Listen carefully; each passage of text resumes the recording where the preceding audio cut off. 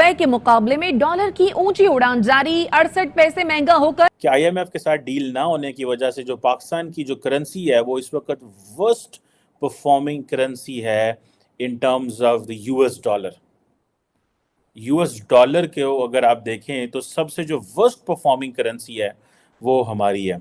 हमारी economy collapse कर चुकी है, इसमें कोई दो राय नहीं है। और जो आदमी आज ये कह रहा है कि इकोनॉमी कोलैप्स नहीं कर रही, वो पाकिस्तान के साथ कोई अच्छाई नहीं कर रहा, वो पाकिस्तान के साथ जुल्म कर रहा है, वो मुनाफिकत कर रहा है। मैशत को बेहतर करने के लिए उन्हें करना चाहिए, इस तरह तवज्जो करनी चाहिए। ये डॉलर जहाँ पे एकदम 305वें का जिंदगी में अभी तक नहीं सुना। जय हिंद दोस्तों, पाकिस्तान ब्रेकिंग न्यूज चैनल में आप सभी का हार्दिक स्वागत। पाकिस्तानी करेंसी दुनिया की वर्स्ट परफॉर्मिंग करेंसी बन चुकी है। आज $1 305 पाकिस्तानी रुपीस बनते हैं।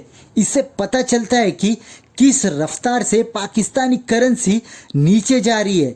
इससे पूरे पाकिस्तान के ट्रेड के ऊपर असर पहुंचा है और जितने भी बिजनेसमैन हैं पाकिस्तान में, वो अपने बिजनेसेस बंद करके मुल्क छोड़ रहे हैं। जहां पर पाकिस्तान की सेंट्रल बैंक उनके ट्रेडर्स को एलसी नहीं दे पा रही है, क्योंकि वेरिएशन ऑफ डॉलर्स अमाउंट के कारण उनके पाकिस्तानी रुपीस कभी ज़्यादा बन जाते हैं और कभी कम होते हैं, और इसलिए उन्होंने एलसीज देना भी बंद कर दिए हैं। और मुल्क में इतना बड़ा इकोनॉमिक क्राइसिस आया है, पर पाकिस्तानी मिनिस्टर्स पीओके में बैठकर भारत के G20 का विरोध कर रहे हैं। कोई भी पाकिस्तान की मईशत सुधारने का नाम ही नहीं ले रहा है। सबको अपनी सियासत चमकानी है और कैसे आने वाले इलेक्शंस में जीत मिले, उसके ऊपर सभी मिनिस्टर्स का ध्यान लगा हुआ है।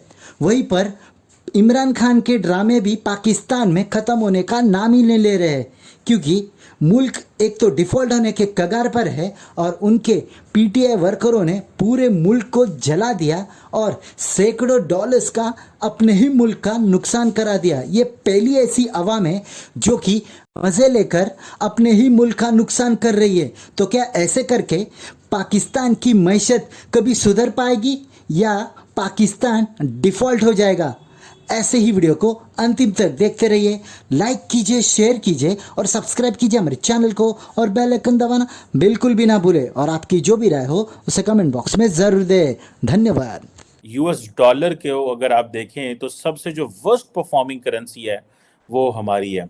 और ये तकरीबन जो 11 मुल्क हैं इस खित्ते के, एशियन जो करेंसीज हैं, जिसमें इंक्लूडिंग जारी बात है इंडिया, बांग्लादेश, श्रीलंका, वियतनाम जैसे मुल्क जो है उसमें भी अगर आप डाल लिए जाएं तो हम जिन्हों पंजाबी कहते हैं साडा हाल कोई नहीं। और हाल सिर्फ इस तो नहीं, बिकॉज हमारे जो पॉलिटिशियन हैं इनकी ईगो और अना ने पकड़ के हमारे लिए हमारा ज़िंदगियों को जो है वो जिसे कहते हैं ना कि उम्मीदें छीन ली लोगों से। अब हमारी स्टाफ लेवल इनके साथ डिस्कशन होनी थी, वो भी नहीं हो पा रही। मुस्तकबिल भी समझ नहीं आ रहा। अब इकॉनमी जो है वो हर रोज़ कॉन्ट्रैक्ट हो रही है, हर फिस्कल ईयर में। अगले महीने थोड़े दिनों बाद गवर्नमेंट ने बजट पेश करना है और एक्सटर्नल पेमेंट्स जो हैं उसके हमें रिमाइंडर आ रहे हैं। मूडीज़ ने रिसेंटली ये कहा है कि पाकिस्तान जो है वो जो क्रेडिट रेटिंग एजेंसी है उसने कहा है कि पाकिस्तान अपनी जो जिसे वो कहते हैं ना अपनी फाइनेंसिंग ऑप्शंस को देख तो रहा है, लेकिन अगर पाकिस्तान ने आईएमएफ का प्रोग्राम ना लिया तो बहुत मुश्किल है और ये डिफॉल्ट कर जाएगा। आशी तरजुली के पूरे जिन को छुपाया जाए और इसको ये कहे कि ये माशी, ये सियासी स्टेबिलिटी नहीं थी, इसलिए हमारी इकोनॉमिक्स कोलैप्स कर गई। हमारी इकोनॉमी कोलैप्स कर चुकी है, इसमें कोई दो राय नहीं है। और जो आदमी आज ये कह रहा है कि इकोनॉमी कोलैप्स नहीं कर रही, वो पाकिस्तान के साथ कोई अच्छाई नहीं कर रहा, वो पाकिस्तान के साथ जुल्म कर रहा है, वो मुनाफिकत कर रहा है। पाकिस्तान की मईशत में आज हाल ये है, मैं आपको 4 इंडिकेटर बता देता हूँ। पाकिस्तान की इकोनॉमी का हाल ये है आज कि पाकिस्तान के तमाम कर्जे मिलाकर बनते हैं 57 खरब रुपए। 57 खरब रुपए पे जो इंटरेस्ट बनता है वो बनता है 7,500 बिलियन। और हमारे रेवेन्यू जो होंगे वो 6,000 से कम होंगे आफ्टर डिस्ट्रीब्यूशन टू प्रोविंसेस। हमारा रुपया 300 क्रॉस कर चुका है, इंडिया का रुपया 100 से नीचे है, बांग्लादेश 100 से नीचे है, और हमारे एक्सपोर्टर को तकरीबन 200 रुपए का मार्जिन है, फिर भी हम अपनी एक्सपोर्ट 30 बिलियन नहीं कर पाएंगे 30 जून तक। ये हमारी नालायकी है, ये हमारी नाकामी है, ये हमारी कमजोरी है। 200 बिलियन डॉलर, 200 रुपए पर डॉलर का डिफरेंस है इंडिया और पाकिस्तान का इस वक्त, और हमारा एक्सपोर्टर फिर भी एक्सपोर्ट नहीं कर पा रहा। तो ये इसका मतलब है कि ये रियासत नाकाम हो चुकी है। पाकिस्तान जो है, आपको पता है, जिन दोस्तों को नहीं पता, 2019 में हम IMF प्रोग्राम में गए, जो कि तकरीबन 6.5 बिलियन डॉलर था। और आपको मज़े की बात बताऊं कि IMF रिसेंटली पाकिस्तान में फरवरी में आए थे, और उसके बाद उन्होंने आके कहा कि भाई डायलॉग हो गया, सारा कुछ हो गया, बस IMF ने जाना है तो पैसे आ जाने। हमने यहाँ पे महंगाई चढ़ा दी, सारी महंगाई भी कर दी, इन्फ्लेशन कीमतें बढ़ा दी, जो कंट्रोल एक्सचेंज रेट था उसको भी छोड़ दिया, फ्री हैंड कर दिया। डॉलर अभी आजकल ओपन मार्केट में 304-5 रुपए का मिल रहा है। $1 304-5। जब से मैंने होश संभाली है, तो मैं जब से होश संभाली है, जैसे मुझे पता चला ये डॉलर शॉलर भी कुछ चीज़ होता है, तो मेरा ख्याल है डॉलर उस वक्त 100 के करीब था। आज से 2009-10 की बात है, जब हम यूनिवर्सिटी से नए नए फारिग हुए, जॉब्स और इन चीज़ों में पढ़े, तो पता चला यार डॉलर जो है ना वो इस तरह उसकी पोजीशन है। ठीक है जी।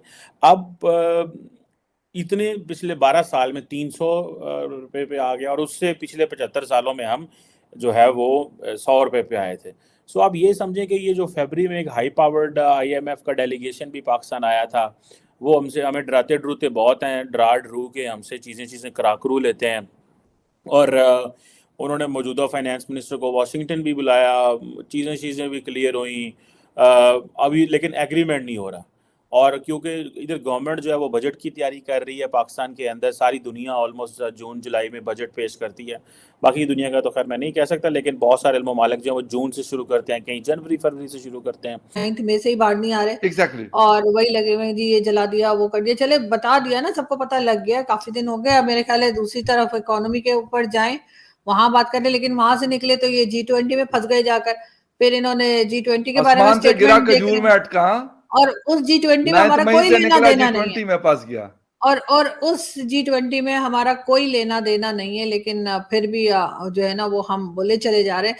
मगर ये जरूर है कि IMF ने झंडी दिखा दी है, और वहां से तो बहरहाल पैसे आते हुए दिखाई नहीं दे रहे। और इसाक डार साहब भी बिल्कुल खामोश है, कोई मतलब उनकी आवाज मैंने नहीं सुनी कि कहीं से कोई कुछ बता रहे हो। वो जो हमेशा पहले कहा करते थे कि नहीं जी ये हो जाएगा तो वो हो जाएगा, और तो अगर कुछ नहीं हो रहा तो डार साहब, वो जो दुबई में आपकी बिल्डिंग है, वहां पे बुर्ज दुबई में जो सबसे महंगा एरिया है, वहां पे वो, अब इस बार मैं जाऊंगी तो मुझे याद दिलाइएगा, मैंने उस बिल्डिंग की पिक्चर जो है वो ट्विटर के ऊपर लगानी है। नहीं, वैसे अगर ये वाली बात है तो फिर ये डार साहब के साथ आप ज्यादती मैडम कर तो रही हैं। डार साहब आप सिर्फ एक डार बिल्डिंग नहीं है मैडम, बहुत बड़ी बड़ी बिल्डिंग्स वहां पे है जो हमारे इस पाकिस्तानी बिल्कुल। और अगर वो उस बिल्डिंग को ही अगर वो सेल कर दें तो वो पैसा पाकिस्तान ले आए तो मसला हल हो जाएगा। और अगर इसी तरीके से नवाज शरीफ साहब जिस बड़े से अपार्टमेंट में रहते हैं जहाँ पे पूरा दिन सुबह से शाम तक लोग बुरा भला कहते रहते हैं, अगर उसको सेल करते हैं, उन फ्लैट्स को सेल करके वो पैसा पाकिस्तान ले आए। इसी तरह से जरदारी साहब के पास पैसा है, वो सरे महल और क्या क्या, और इमरान खान का बनी गाला और जमान पार्क और कई चीजें इमरान खान के पास भी ऐसी हैं जिनको वो सेल करके अगर सीधे सादी तरीके से रहना शुरू कर दें। जो ये एग्जाम्पल दिया करते थे कि जी फलानी कंट्री का जो प्राइम मिनिस्टर है वो तो साइकिल पर आता है और फलाना जो है वो पैदल आता है, तो इमरान खान भी अगर थोड़ी सी सादा जिंदगी करे और वो पैसा ये लोग तीनों पॉलिटिकल पार्टीज, और उसके बाद आ जाते हैं भाई लोग हमारे जो रिटायर्ड जनरल्स हैं और जो हमारे आर्मी चीफ यहाँ से सब दाएं बाएं होके भाग गए, वो लोग अगर अपना पैसा यहाँ ले आए तो मेरा ख्याल है कि बहुत आसानी हो जाएगी और पाकिस्तान थोड़ा बहुत तो मुश्किल से निकल आएगा। और मेरा ख्याल है फिर उल्टा IMF हमसे मांगा करेगा कर्जा, इतना पैसा इन लोगों के पास है